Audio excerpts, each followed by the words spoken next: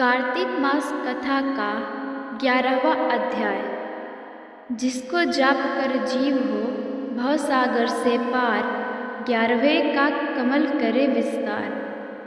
आप सभी को कार्तिक मास की बहुत बहुत शुभकामनाएं। आज कार्तिक मास कथा का 11वां दिन है।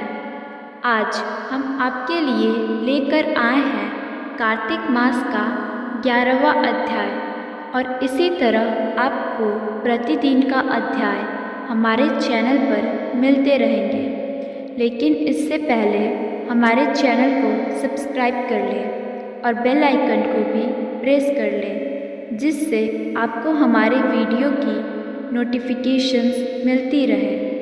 तो चलिए सुनते हैं कार्तिक मास का 11वां अध्याय।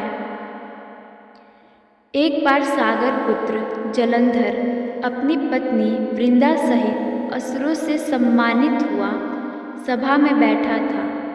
तभी गुरु शुक्राचार्य का वहां आगमन हुआ। उनके तेज से सभी दिशाएं प्रकाशित हो गईं। गुरु शुक्राचार्य को आता देख सागर पुत्र जलंधर ने असुरों सहित खड़े होकर आदर से उन्हें प्रणाम किया। गुरु शुक्राचार्य ने उन सबको आशीर्वाद दिया। फिर जलंधर ने उन्हें एक दिव्य आसन पर बैठाकर स्वयं भी आसन ग्रहण किया। फिर सागर पुत्र जलंधर ने उनसे विनम्रतापूर्वक पूछा, हे गुरुजी, आप हमें यह बताने की कृपा करें कि राहु का सिर किसने काटा था। इस पर दैत्य गुरु शुक्राचार्य ने विरोचन पुत्र हिरण्यकश्यपु और उसके धर्मात्मा पौत्र का परिचय देकर देवताओं और असुरों द्वारा समुद्र मंथन की कथा संक्षेप में सुनाते हुए बताया कि जब समुद्र से अमृत निकला तो उस समय देव रूप बनाकर राहु भी पीने बैठ गया। इस पर इंद्र के पक्षपाती भगवान विष्णु ने राहु का सिर काट डाला। अपने गुरु के मुख से इस प्रकार के वचन सुनकर जलंधर के क्रोध की सीमा न रही। उसके नेत्र लाल हो गए। फिर उसने अपने धसमर नामक दूत को बुलाया और उसे शुक्राचार्य द्वारा सुनाया गया वृत्तांत सुनाया।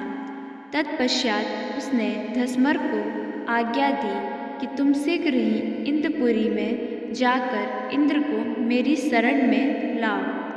धसमर जलंधर का बहुत आज्ञाकारी एवं निपुण दूत था।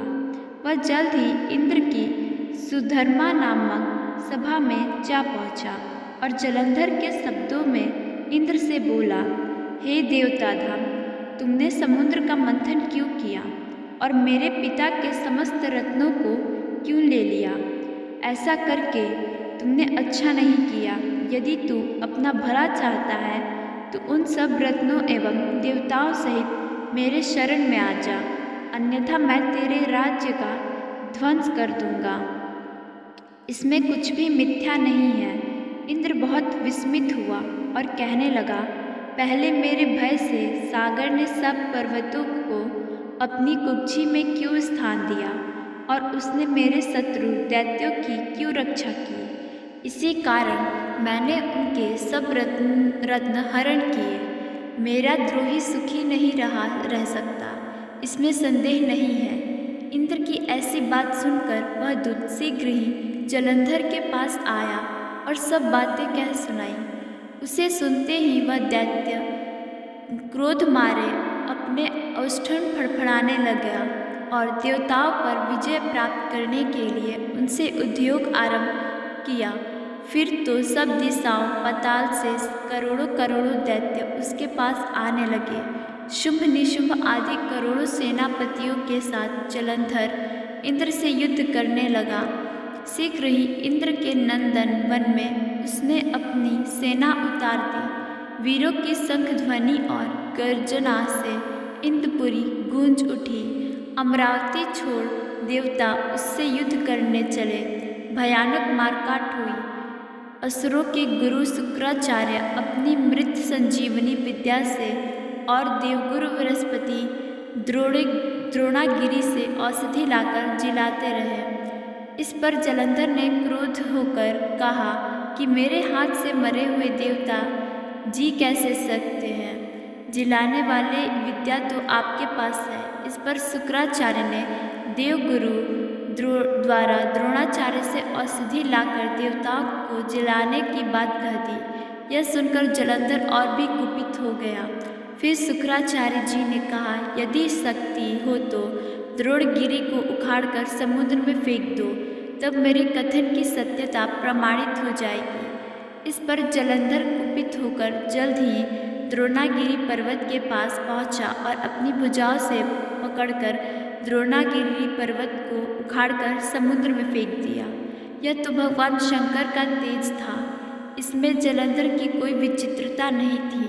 तत्पश्चात यह सागर पुत्र युद्ध भूमि में आकर बड़े तीव्र गति से देवताओं का संहार करने लगा। जब द्रोणाचार्य जी औषधि लाने गए तो द्रोणाचल को उखड़ा हुआ शून्य पाया। वह भयभीत हो देवताओं के पास आए और कहा कि युद्ध बंद कर दो, जलंधर को अब नहीं जीत सकोगे। पहले इंद्र ने शिव जी का अपमान किया था। यह सुन सवेता युद्ध में जय की आशा त्याग कर इधर उधर भाग गए। सिंधु सुत निर्भय हो अमरावती में घुस गया। इंद्र आदि सब देवताओं ने गुफा में शरण ली। राधे राधे, धन्यवाद।